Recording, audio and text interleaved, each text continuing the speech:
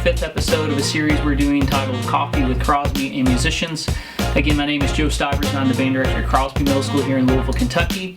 In our fifth episode, we are interviewing a good friend of mine, Dr. Ashley Forrest. Her roots are here in Kentucky, and she'll share about her journey of how she started as a musician to where she's at today, and how her career path has maybe changed a bit, but how music has played a constant in her life. If you're just now joining us, we do have 4 more episodes that you can view on our Crosby Band YouTube channel that feature musicians from all walks of life.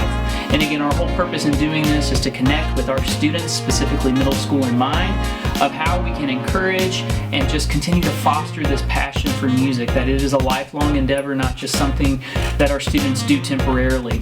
So Dr. Forrest and I are very good friends. She was at one point my student teacher when I was a student at Male High School. She also was a mentor teacher to me in my very first year of teaching. And the best piece of advice, I realized I didn't say this in the interview to her personally, so I just want to share it now, was this, that when I was thinking I wanted to be a band director, something she told me has always stuck with me, and it's a part of my philosophy, but it's this: being in band means no student will ever sit on the bench. And that piece of wisdom is something I still carry with me today and embed into my classroom, that every student plays a role as we just orchestrate something bigger than ourselves through the platform of music. So let's welcome Dr. Ashley Forrest with us today, and we are in for a treat.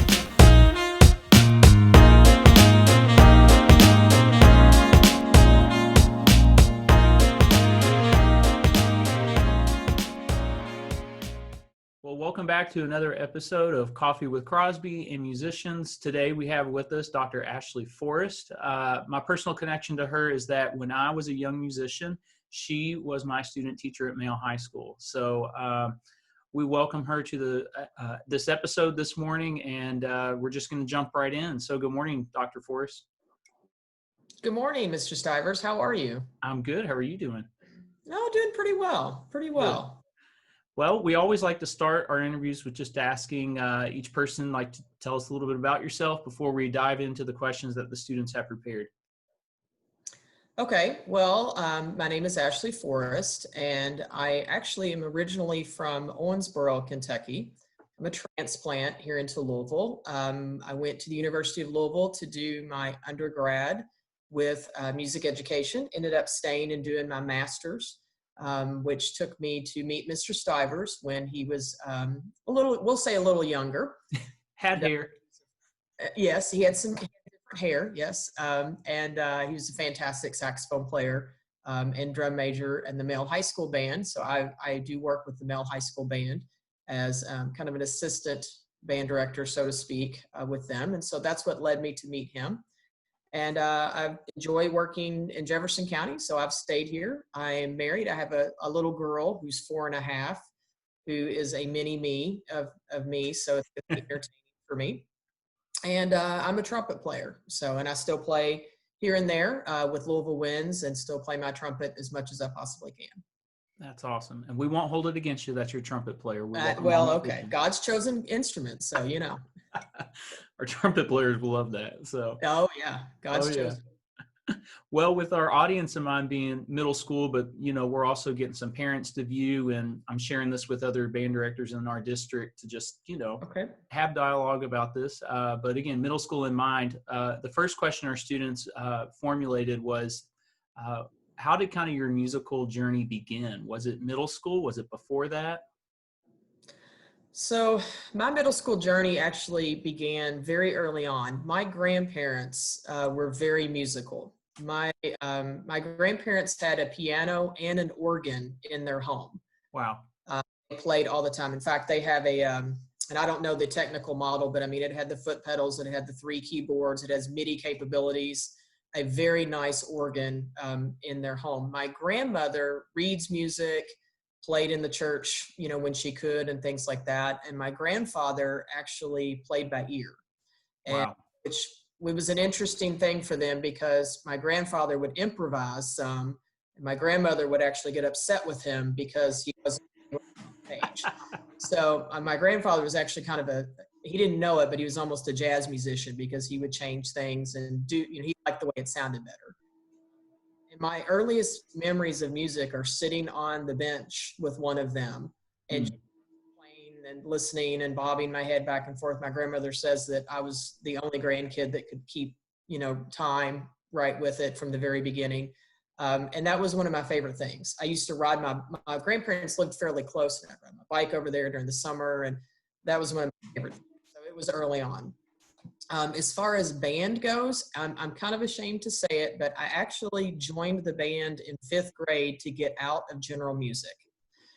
I had a general music teacher that it was bad. All we did was sing patriotic songs, and I just did not like it. And they were like, hey, you can go, instead of doing general music, you can go play this instrument. And I'm like, I'm in. Yes, let's do that. Hands-on, right? Yes, I wanted to do and produce and things like that. I like singing. It's nothing against singing. It wasn't my thing. So I joined band in 5th grade. We did recorders for the first half of the year. So that was lovely. And we got to do band starting in January, and I was all in because I was not going back to general music. Wanted to play the clarinet, but didn't do very well with that. And so he handed me a trumpet. It was a natural fit. And I continued on from there. I had a great middle school experience. Actually, my middle school did a middle school marching band where we did parades during 6th and 7th grade. So, 7th and 8th grade, sorry. And so every Saturday for it was kind of like a mini version of high school. We were going to MTSU and Murray State, Eastern, Christmas parades, all that stuff. And I was hooked from then on. I was like, this is so much fun. I get to hang out with my friends. I get to play music, and continued on through high school at Apollo High School. Had a director change during that time that really accelerated the program into a really fine program, and said, you know what, I want to do this. I want to keep doing this. I want to work with kids and have them see what I got to do. So that's what kind of kept me going. I love that. And especially the story of how those early seeds were planted through your grandparents. And I'm sure that's still vivid in your memory, that you're always going to cherish that. That is so cool. One of the neatest things that actually happened was when I went to college and I was taking music theory classes and everything, I would come back and teach my grandparents theory. Because my gosh.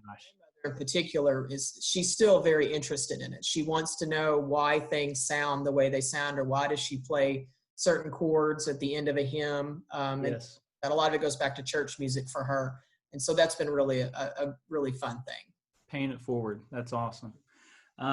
Second question our students have, and just thinking of how your ear developed and people, obviously your grandparents have inspired you, but other musicians that you know personally or that are renowned worldwide, but we want to inspire our students to start building their ears. So what musicians do you kind of follow that are heroes to you? Oh, wow. I used to take pop music and stuff and try to figure it out on my trumpet. I was kind of that geek that sat in my room and I was like, man, that song is really cool. I remember there was a song back in the 80s, I'm dating myself, in the early 90s, B40, that had a trumpet solo in it. And I was like, that was like a big thing for me. It's based off the song Chameleon, but it was so cool. So I would try to play that. I was like, wow, I can do something that's cool and fun on my trumpet. I used to play a lot of holiday tunes and things like that. So that's kind of where my ear developed. I would hear something and be like, I want to figure that out. I want to do that. Mm-hmm. As far as musicians that I follow, I've always been into kind of conductors for a long time. I thought that's really what I wanted to do until I fell in love with actually teaching. I tend to think there's kind of a difference between teaching and conducting. Yes, teachers conduct, but I fell in love with the teaching aspect. So I don't really necessarily have a ton of world-renowned mentors. I mean, I love Scott Lang. I like Tim Lotzenhauser and things like that because of their educational thing. Yes. Conductors, I've followed some of them. Trumpet players, I actually like some of the guys who do some pop stuff. I'm a huge Dave Matthews Band fan. So Rashawn is a very cool trumpet player. He's classically trained. He's also got a great jazz background from Berkeley. So I tend to like to follow some of those people who have done the music education, done the classical, and they've kind of taken it in their own way. I'm a huge Wynton fan. Wynton Marsalis, obviously, he's amazing. He can do just about anything on a trumpet, which is great. And I've seen him a couple of times live. If you ever have the opportunity, he puts on an amazing show. But I tend to kind of follow people that have taken what they want and what they want to make from it and then taken it their own way, if that makes any sense. It does. And it's been so cool to see through the interviews the variety that all people have said, anything from classically trained to playing in Dave Matthews Band, like you just spoke of. But music can take us a host of places and all different kinds of styles. So, Well, and if you look at some of the resumes of some of those people, like they're impressive resumes, not just from a, pop music kind of standpoint, but like even some of the other players, like I don't mean to harp on that band, but like there's some really great musicians in some of those kinds of bands. Learn a lot from. I mean, if you want to learn how to play drum set, you listen to Carter Beauford and Dave. I mean, that is a great example of how to set a groove, how to do transitions and things like that students can learn from, I think. Absolutely. Segue to our next question is more or less like we've heard about some of your roots and what's guided you, but could you elaborate more on maybe what you do today professionally, and then also like how as a musician are you still playing your trumpet? So I was the band director at Thomas Jefferson Middle School for 18 years. When I started there, I was actually itinerant. I taught 4 periods of band, did elementaries. The band program grew and grew and grew. So I was one of the few people in the district at that time that got to be full-time at the middle school. It went from 70 kids to about 170 kids. Wow. Which I'm extremely proud of. So I did that for 18 years. While I was doing that and still doing that, I worked with Male High School, which again is how I met Mr. Stivers. I worked with the marching band over there. For a long time, I worked with the jazz band. Now the jazz band has transitioned into the school day, so I don't work with them at all. But I have continued my relationship with the Male High School band, doing that, and I still do that. 3 years ago, my principal came to me and said, "Hey, would you be interested in stepping out of the classroom and becoming what we call a resource teacher?" And I toyed with it. Actually, she asked me in January, and I didn't give her my answer until May. I really struggled with it. I do have a strong faith. I prayed about it, thought about it deeply, and just kind of felt like I was being led to do some different things. And so I decided to step out of the classroom and become a resource teacher and the magnet coordinator. So our school has a digital and global leadership magnet. We're the only one in the district that has that. It's very unique, very, very different. So I'm kind of, I don't want to say in charge of the magnet teachers because I'm not their supervisor or anything like that, but I coordinate all those activities. I coordinate some of the interdisciplinary things where they kind of share ideas and do things together. Also kind of with the performance arts, so the band and the orchestra.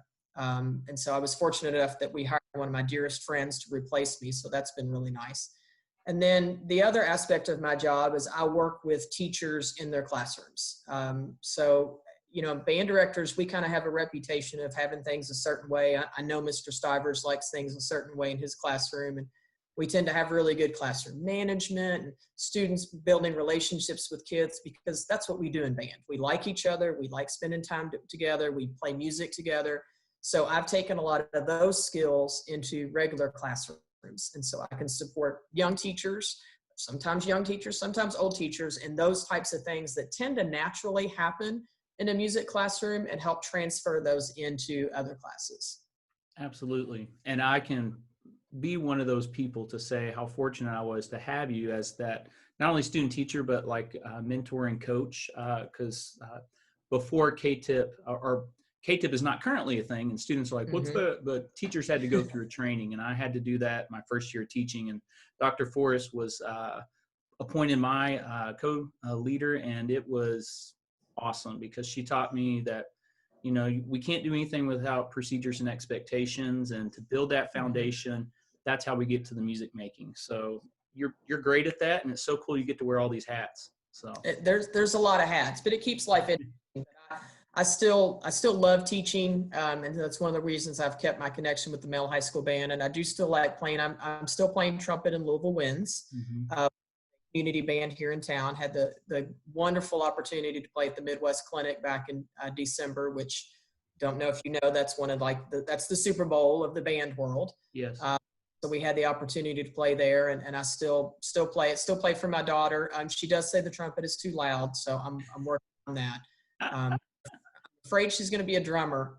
I don't know. We'll have to see. But I still play around the house, and we have tons of instruments, obviously, around our house that we play all the time as well. Oh, and I'm trying to learn the ukulele. I've decided I need to do that. Okay.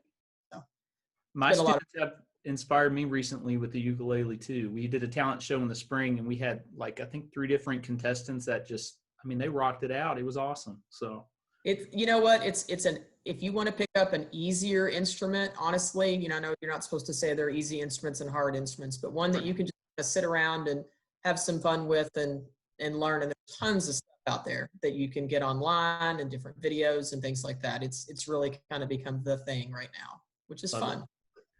Well, I think our students will be inspired to see again all the variety of things that you're still keeping in your life while also being a professional more at this phase of life, like helping young teachers and even seasoned teachers become better. So the next question we have, and it maybe plays off some of the stuff we've talked about, but it's just like music as a whole. What benefits have come about being a musician and having music in your life throughout your years? And it doesn't even have to pertain to music, but what benefits would you say have come by being a musician? Well, I think, in times like this, music has become super important to me because, it's overstating that 2020 has been a mess. This year, a hot mess. We've had lots of stress, both on students, teachers, everybody has just, with the pandemic and just not knowing what to do. Music has been my place that I can go that's safe. It has always been that for me. When I was a kid, if I got upset or I got in trouble or something, the first thing I wanted to do was turn on some music, whatever music it was, and I was probably too young to know band music. And, this was before YouTube and all that, but something about it just pulled me back and put me kind of in that place where everything was okay, and then as I got older, that became performing music and playing music.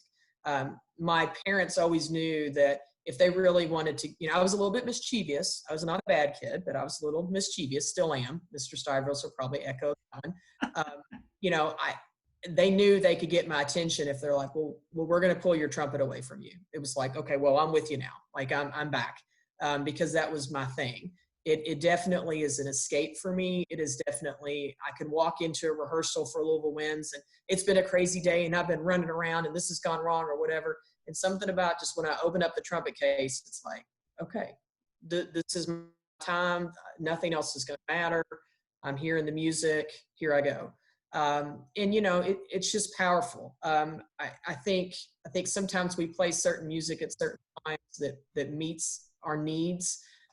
Had a loss in the family a couple of years ago that was very intense for me and very tough for me. And I played a piece of music by Julie Giroux that was meant for that. It talked about the loss of a family member or even a pet, and it just moved me. And it was kind of cathartic for me to play that piece and get into that and almost like release some emotions. So it's always been that for me. Working with kids with music, it does, seeing the kids light up, seeing students get excited about playing their instruments has always been the best thing. It's one of the reasons why I became a middle school director instead of a high school director, because there's nothing better than playing Hot Cross Buns the first time. There's just nothing better than that. That success, here we go. We're ready, we're playing a song, and there's just nothing finer than that from the students' perspective and the teachers.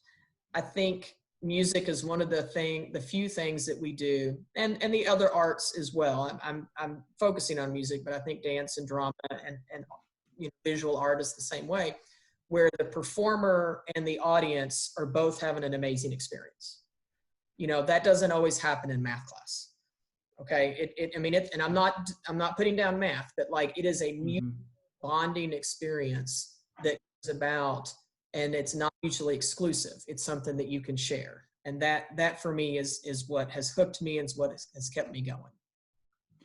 I can concur completely. And just the idea that we can't put a price tag to what it is that we do. And even though we get paid to do what we love to do, it's like that's still not the reason why we're in it. And Well, the pay is a bonus. That's like great. That pays the house payment. Awesome. But like absolutely. I would I had the best job. I get to work with the best kids, the best job, because there's nothing finer than making music. There's just nothing finer. Absolutely. And the last question we have to kind of bring this together, because our audience, again, in mind is middle school students that are listening and viewing. But, even if COVID wasn't going on, which it is, but like what advice would we give to the middle school musician? And you can speak to both what we're living in now, but, what encouragement advice would you give these young musicians? I think use music as your escape, and use music as a way for you to travel almost to another place. We can't go and do things. We can't. My daughter, she's, like I said, she's 4.5, and she loves going to the Bats baseball games, and she is just heartbroken that we can't do that. Use music as your way to travel almost without traveling. I don't know if that makes any sense, but it gets you into a place where you can be and you can perform, and you don't have to perform on a stage to enjoy music. That's great. And that's an amazing feeling to stand up at the end of a performance and the audience is going crazy and you're like, yeah, I nailed that. Like, this was great. And that feeling is going to come back. Okay. We will get back to that. It's going to happen. We just have to be patient. But don't make music only about that. Music can be about creating. Music can be about just enjoying playing your instrument. And I think if COVID does anything to us, it's going to pull us back to our roots of what really music is about. It's about you conveying something, but it also is about you enjoying something. And it doesn't have to be about, and I don't know if Mr. Sivers is doing like playing tests or anything like that, and grades are important. Yes, all of that is important. But like, get back to your roots of why you play the instrument and enjoy playing the instrument. Because if you get caught up in the other stuff, you won't continue. You've got to understand that this is a part of you and enjoy that. As we get back, hopefully you won't take for granted those concerts. Hopefully you won't take for granted those group rehearsals or the after school sectional that you're doing with the other trumpets or whatever. Enjoy that and make that a little sweeter versus work. I think that's taught us a lot with all of this going on. And keep playing. Don't get discouraged. Don't think, oh, well, I can't do band. Yes, you can. It's not about being in band. Band is great, but it's also about playing your instrument and enjoying that aspect of it for yourself. Yes. And thanks for providing that big picture, because I think the mindset of I'm alone, we're wanting to reverse that to say, through this, even though we feel more isolated, it can bring us together. And this is one way we're doing that. So students, we hear those squawks and those bad sounds all the time, but it will get better, and keep at it. So yes. Well, thank you so much, Dr. Forrest, again, for making the time to do this. I know it's going to be an encouraging couple sessions and words to our students to hear. The last transition piece we have is just that, you're going to be sending a file of a performance of some kind. And do you know what it's going to be yet? If not, it's okay. I've got a couple narrowed down. I'm not willing to say which one it is yet. Well, we're excited to see. So, but thank you so much again, and all the best to you at TJ. And, when this is published, please share with your community as well, because I think they're going to be encouraged. Great. Sounds good. Thanks for doing this, Mr. Stivers. Thank you. Absolutely.